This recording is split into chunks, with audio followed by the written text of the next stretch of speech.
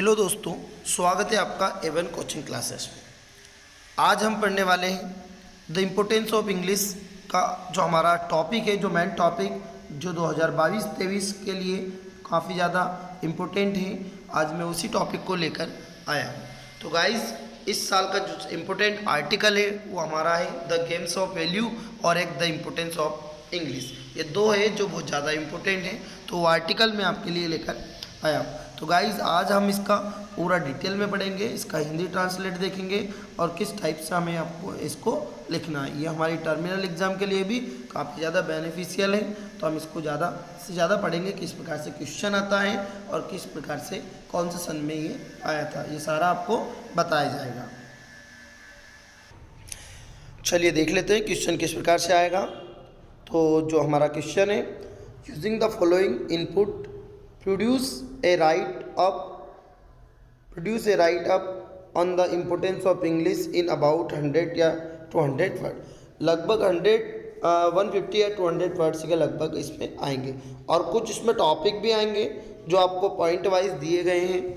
जैसे पहला टॉपिक है हमारा इंटरनेशनल लैंग्वेज, है ना, अंतर्राष्ट्रीय भाषा है English, invention of internet, internet का आविष्कार से, लैंग्वेज ऑफ ट्रेड, ये व्यापारिक भाषा है, कॉमर्स हायर, वाणिज्य की उच्च तकनीक, scientific studies, communication around the globe. आज साइंटिफिक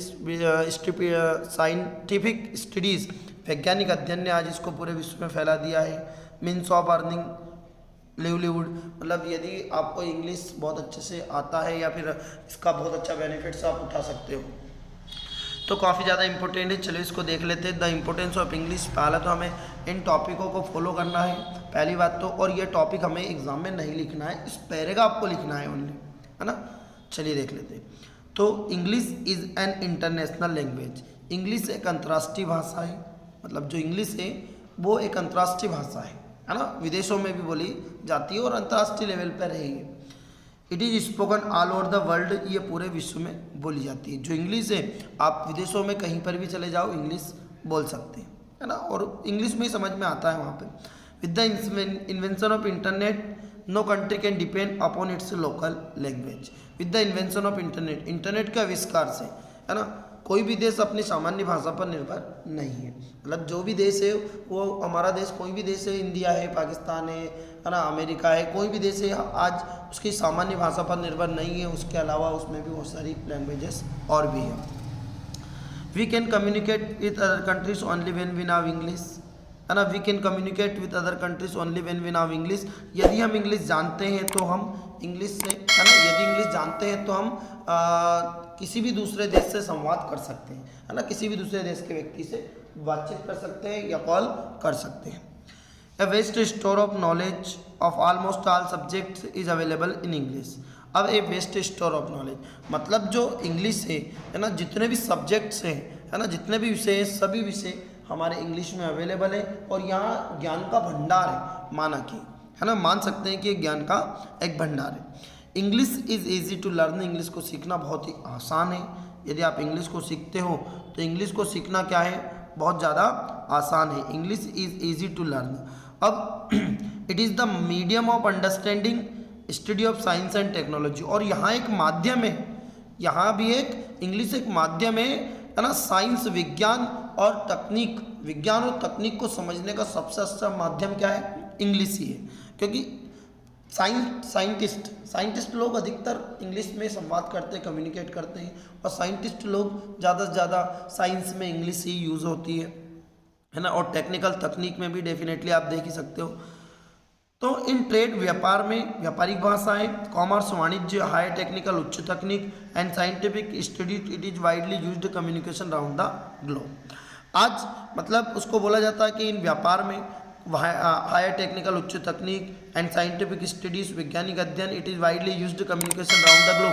आज इसको पूरे विश्व में फैला दिया है। मतलब साइंस, वाणिज्य और उच्च तकनीक और व्यापार ने आज पूरे विश्व में इंग्लिश को फैला दिया है ना, पूरे विश्व में फैल चुकी है।